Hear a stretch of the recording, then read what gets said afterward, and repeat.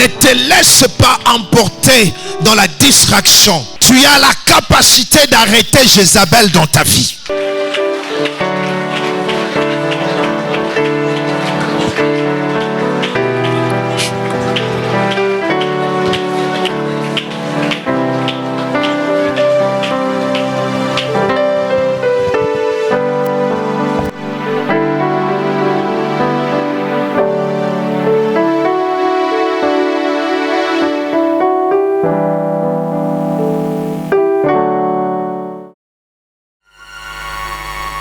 Nous sommes toujours dans notre grand thème qui est l'accomplissement des promesses divines. C'est ça le grand thème. Et le sujet pour le dimanche passé, c'était héritage visé pour détruire l'accomplissement de votre destinée. Nous avons vu combien le diable s'attaque à notre héritage. Et ce matin, Dieu nous a donné un sujet qui s'intitule ainsi: un risque prophétique à prendre pour l'accomplissement de votre destinée. Un risque prophétique à prendre pour l'accomplissement de votre destinée. Je suis dans 2 Rois, le chapitre 7. Nous allons lire à partir du verset 1er jusqu'au verset 4e. Et j'ai avec moi la version Parole de vie. La Bible dit ceci: Élisée répondit: écoutez ce que dit l'Éternel. Voici ce qu'il déclare.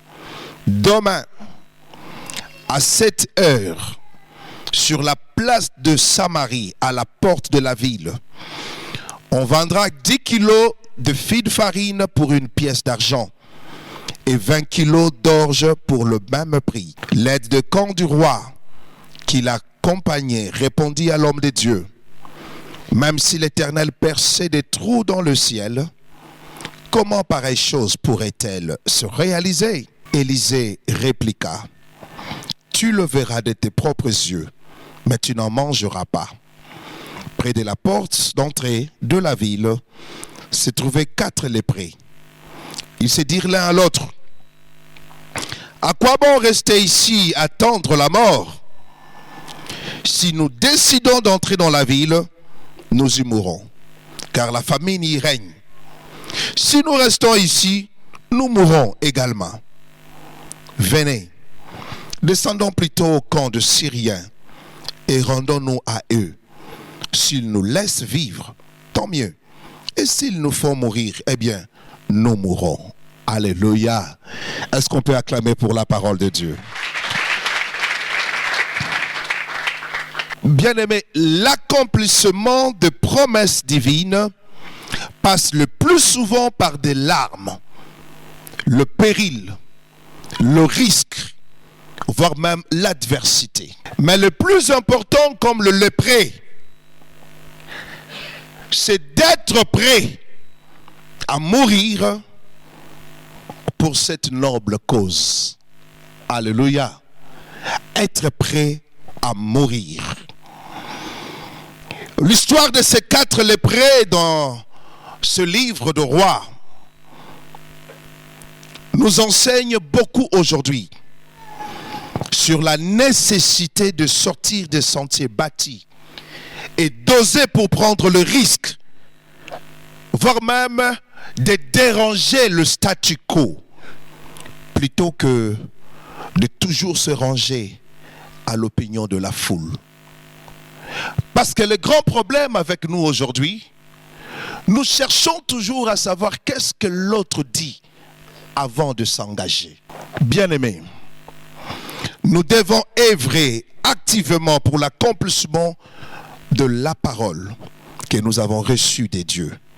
Et l'illustration de ce 4 lépreux est une preuve patente. Même si quand tu seras en train, bien-aimé, d'accomplir la volonté de Dieu,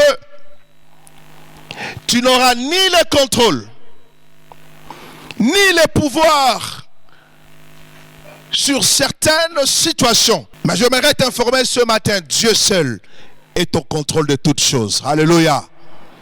Même si tout semble t'échapper, je t'informe ce matin le Dieu qui est en toi, les dieux en qui tu as donné toute ta vie, les dieux que tu as reçus dans ta vie comme Sauveur et Seigneur, je t'informe que ce Dieu-là a le contrôle de toutes choses. Alléluia.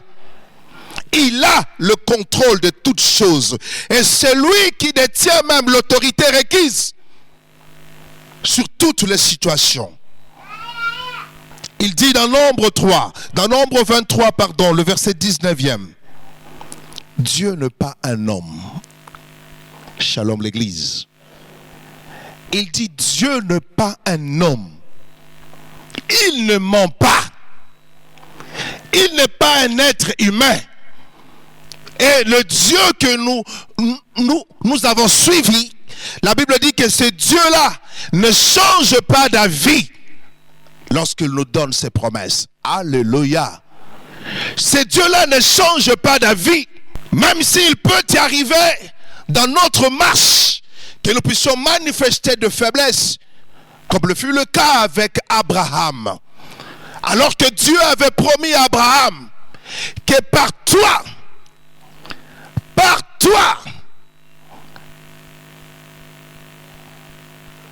alléluia, il y a des nations qui vont sortir.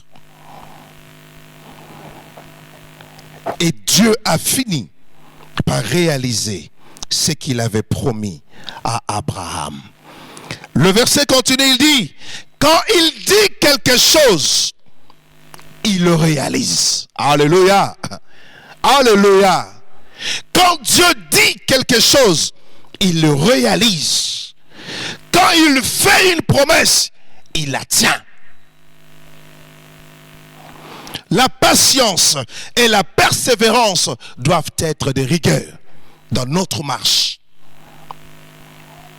Les 4 lépreux prennent la parole de Dieu dans un contexte de détresse, dans un contexte de difficultés, et en profitent pour prendre le risque en se rassurant les uns les autres. Ils se sont dit, si nous décidons d'entrer dans la ville, nous y mourrons, car la famine y règne. Si nous restons ici, nous mourrons également. Alléluia. Alléluia. Ils ont pris le risque. Et ils se sont encouragés mutuellement. Ils ont dit, si nous restons ici, nous allons mourir. Et si nous entrons dans la ville, nous allons aussi mourir, parce qu'il y a la famine qui est là-bas. Il est vrai que rien n'est garanti, bien-aimé, que vous atteindrez la destination souhaitée. Mais il est aussi certain que si vous demeurez où vous êtes, dans cette position-là, que vous gardez là, par peur, vous choisissez la mort de votre vision. Vous choisissez la mort de la parole que l'Éternel vous a donnée. Par peur d'oser, par peur de risquer, il y a plusieurs personnes qui ne verront jamais l'accomplissement de la promesse de Dieu dans leur vie. Parce que vous avez peur.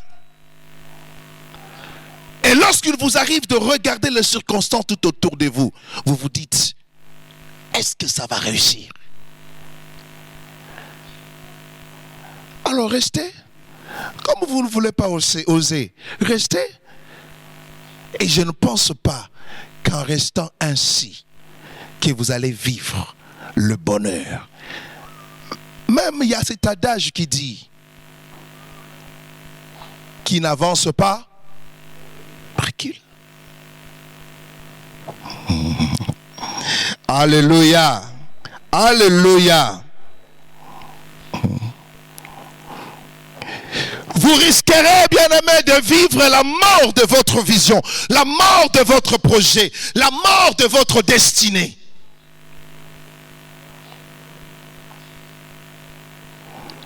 En osant de relever le défi d'obéir à Dieu,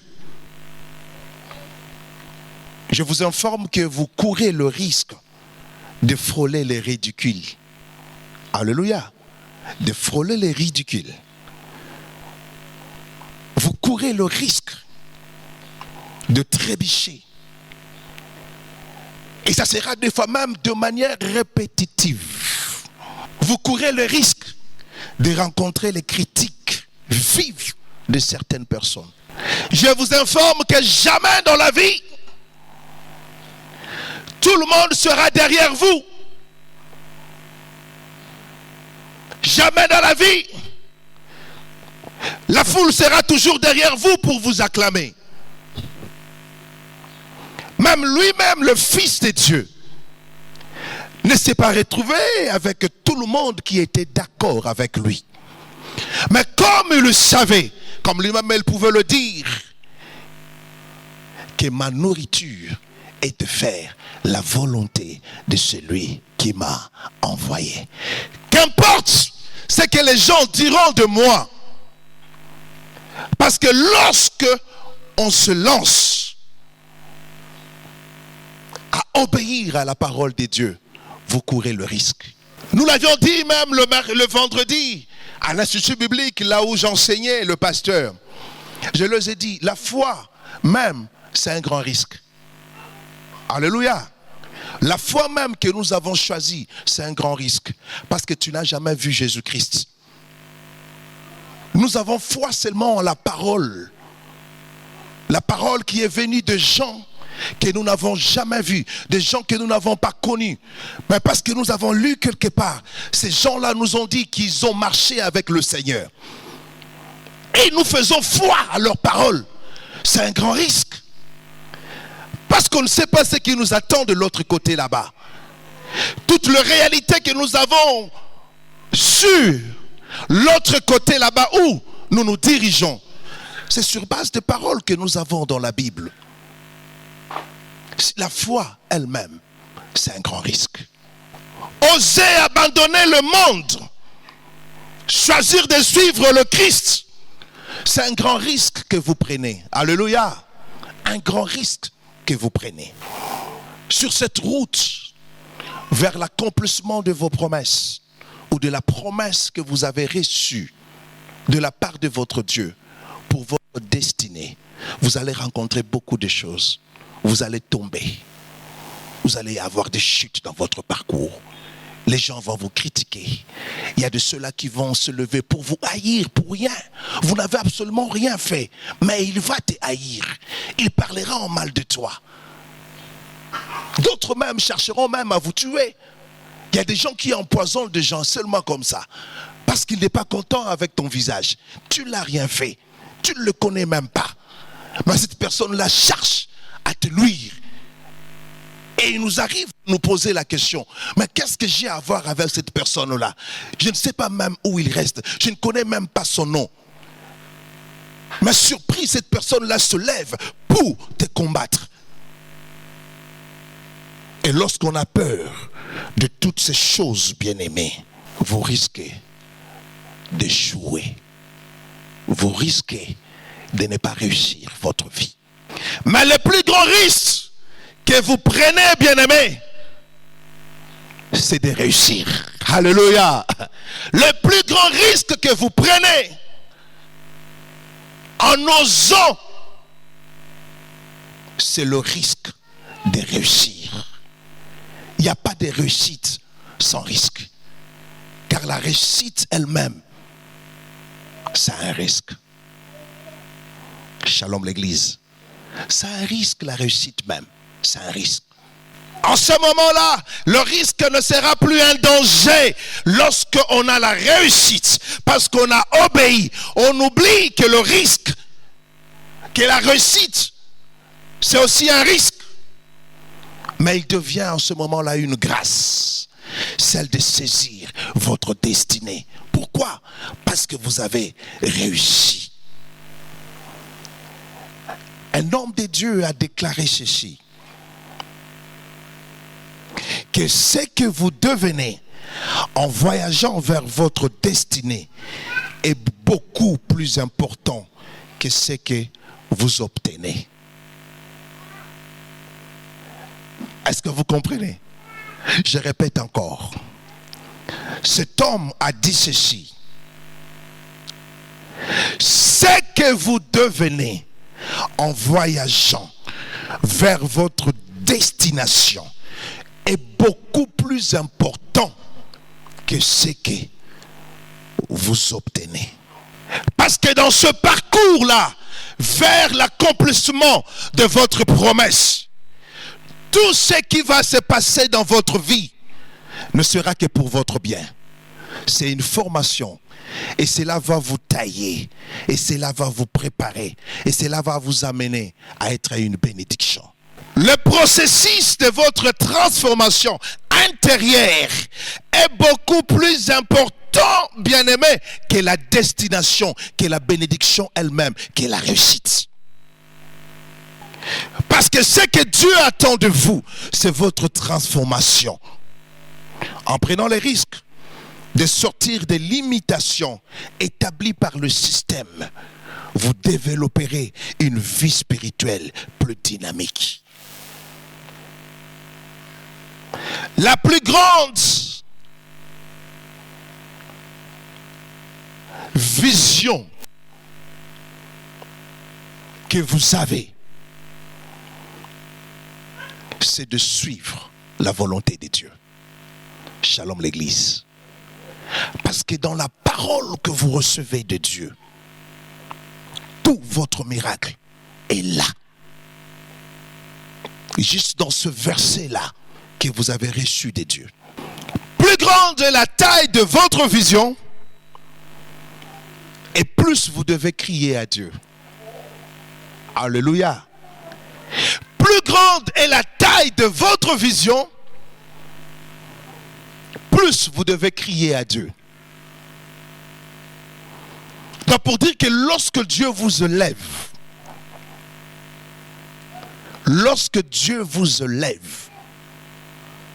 plus vous êtes élevé, plus vous ferez face aussi à des difficultés plus grandes encore. Parce que ces difficultés-là seront toujours à la mesure ou à la dimension de votre vision, de votre élévation. C'est comme ça que, bien-aimé, ce que tu es en train de traverser là comme situation n'est pas si grave par rapport à l'autre. Parce que c'est l'autre, par rapport à la plus grande vision que cette personne-là a, ouvrez sa bouche pour commencer à te parler de ce qu'il est en train de traverser. Vous n'allez pas croire à cela. Alléluia. Un caractère, des habitudes, des compétences, des connaissances qui feront de vous une personne meilleure et qui vous permettront demain de reproduire la réussite dans n'importe quel environnement. Ce que tu traverses maintenant là, tu ne sais pas, peut-être que Dieu est en train de te préparer pour une destination quelque part. Ne pas accepter de risquer. Vous risquerez de passer à côté de votre destinée. Et en ce moment-là, tout votre entourage en bénéficiera.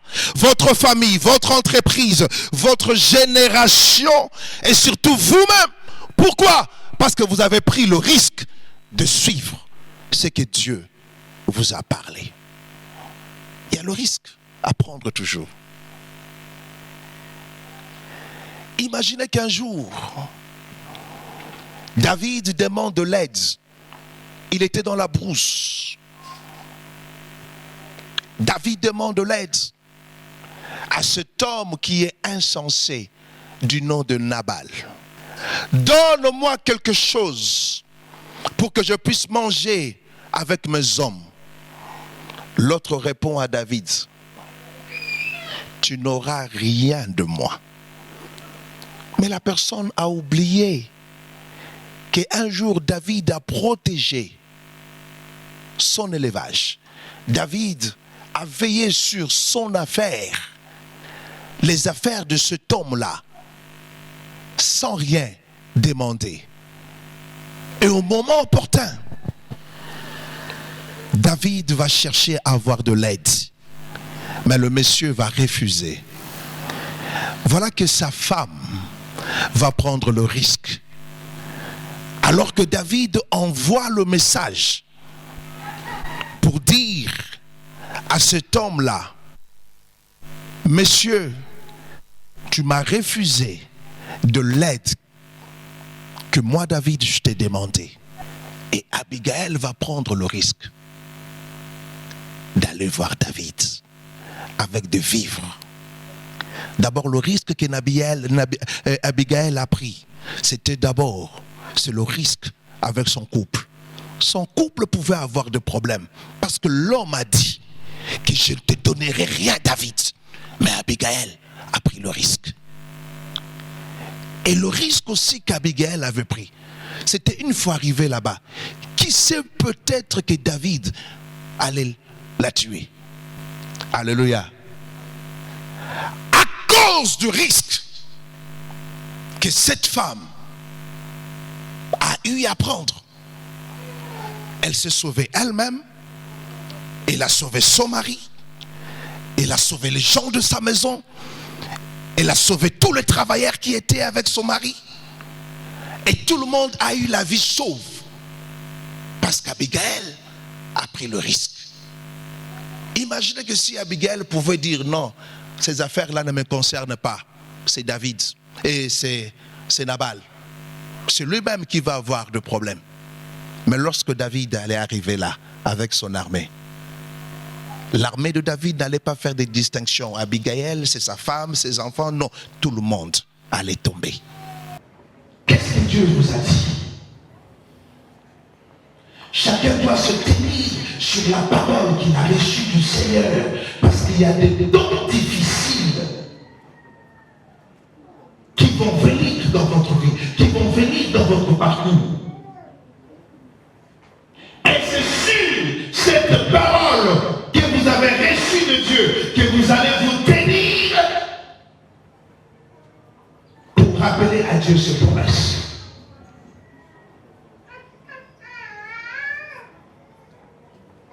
Plusieurs personnes n'ont pas de paroles à rappeler à Dieu.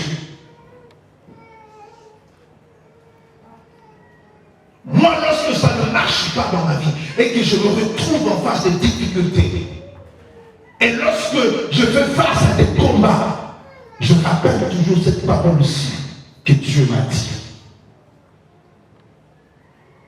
Dieu m'a donné cette parole disant que tu n'auras pas de part parmi ce peuple-là. Et c'est moi, Dieu seul, qui sera ta part. Et chaque fois que je sens que ça ne marche pas, je rappelle toujours à Dieu. J'ai dit, tu me l'as dit un jour. Alors que j'avais tout avec moi, alors que j'avais une vie mieux que celle que j'ai aujourd'hui. Tu m'as dit que je n'aurais pas de part parmi ce peuple-là. Oui, je vois que je n'ai pas de part parmi ce peuple-là. Mais tu m'avais promis que toi, c'est Dieu, tu seras ma part. Je m'assure que chaque fois que je dis cela à Dieu, Dieu est toujours là pour répondre. Qu'est-ce que tu as reçu comme parole de la part de Dieu pour ta vie? Deux types de personnes que nous avons là. Nous avons le lépré, les 4 léprés. Et nous avons aussi cet homme qui est l'officier du roi. C'est possible que tous ont reçu la parole venant de l'homme de Dieu. Que demain, il y aura un changement. Pas n'importe quel changement, mais un changement radical. Et personne ne savait comment ce changement allait s'opérer. Parce que les lépreux étaient à la porte de la ville. Et ces gens-là étaient informés de tout ce qui s'est passé dans la ville. Ils se sont dit, l'homme de Dieu l'a dit. Là, c'est moi qui réfléchis un peu. Ils ont dit, mais l'homme de Dieu l'a dit. Bon, si on se rendait de l'autre côté là-bas, si on rentrait dans la ville, je reste dans la ville, on ne va pas nous accepter parce que nous sommes de l'œuvre. Ces gens-là vont nous tuer. Et si nous restons aussi ici seulement devant la ville, alors que là, il y a la famille. Je me dis que c'est possible que le membre de famille de ces gens-là avait l'habitude de leur amener la nourriture et de le laisser à l'entrée de la ville là. Et les lépreux devaient s'éloigner de ces gens-là parce que les lépreux étaient impurs. Et les gens pouvaient venir, ces lépreux-là pouvaient venir prendre la nourriture. Mais depuis un temps, ils n'ont plus droit à cette nourriture-là qu'on pouvait leur amener. Mais ils ont goûté les messages. Ils se sont dit, oui, il y a un message qui le dit. Nous ne savons pas comment les choses vont s'opérer. Nous n'avons pas le contrôle de ce que Dieu a dit. Mais s'il y a une vérité, nous avons au moins une parole. Alléluia. Nous avons au moins une parole. Et l'autre là va dire, même si cela a été donné à Dieu d'ouvrir des fenêtres au ciel, quelle crédulité. Même si cela était donné à Dieu d'ouvrir des fenêtres au ciel, pareille parole ne s'accomplira jamais. Et Élisée n'est pas allé plus loin. Élisée l'a regardé, il a dit que non, tu devras, mais tu ne mangeras pas cela.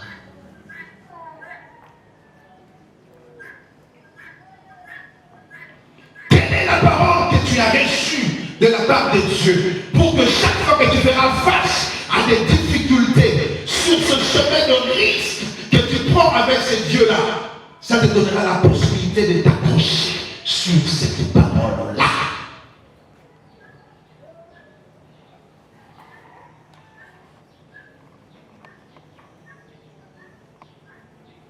C'est elle qui va vous aider, bien-aimés, à vous en sortir. Surtout, n'oubliez jamais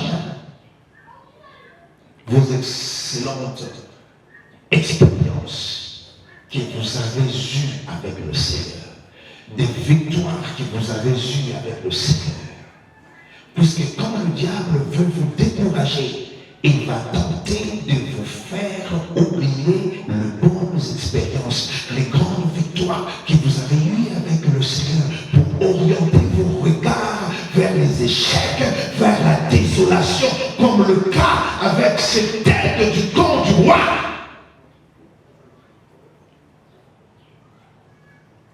Il veut orienter le regard de tout un peuple vers la famine, vers la difficulté, vers la désolation, alors que la parole de Dieu était claire que demain, à cette même heure, il y aura un changement, mais un changement radical. Il y aura toujours des gens qui se lèveront pour vous décourager d'une manière ou d'une autre. Ils peuvent le faire avec des paroles, ils peuvent le faire par les actes qu'ils vont poser, qui feront qu'à un moment vous puissiez vous retrouver découragé, ne plus continuer avec ce que Dieu vous a donné comme projet, ou comme vision, ou comme parole pour votre destinée. C'est ça le diable. Le diable nous fait oublier tout ce que Dieu nous a fait du bien. Tu avais crié un jour, tu avais manqué même le minerval, mais c'est Dieu-là t'a visité, c'est Dieu-là a suscité une personne du néant et tu as eu la possibilité de terminer avec les études aujourd'hui. Tu oublies Dieu. Juste en face de cette petite difficulté, tu oublies Dieu.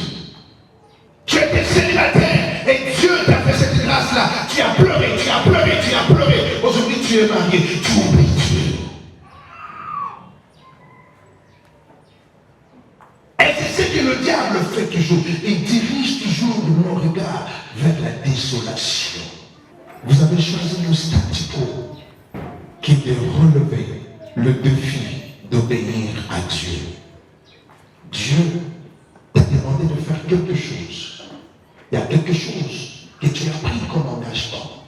Il y a quelque chose, alors que tu es en train de prendre cet engagement-là, Dieu te parlait dans le cœur. Et tu étais convaincu que tu y arrives. reçu cette parole de la part de Dieu. Et tu étais convaincu que cette parole était pour ma bénédiction.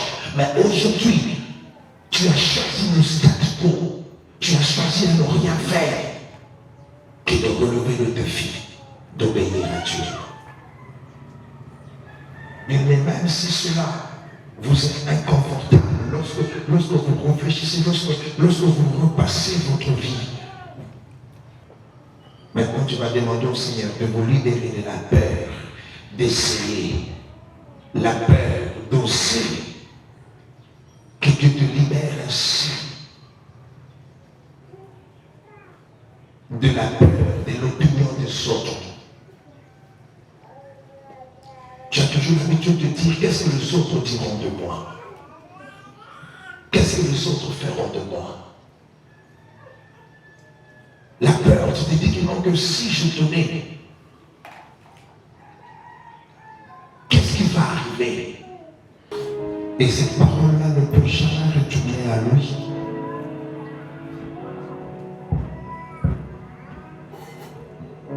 Sans accomplir le travail pour lequel elle a été destinée.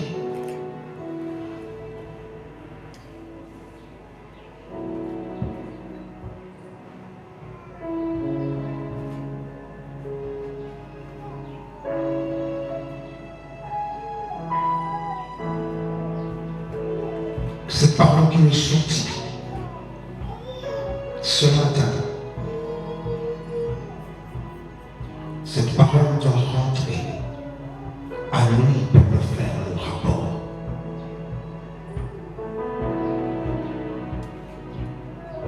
Tu as ta part à toi.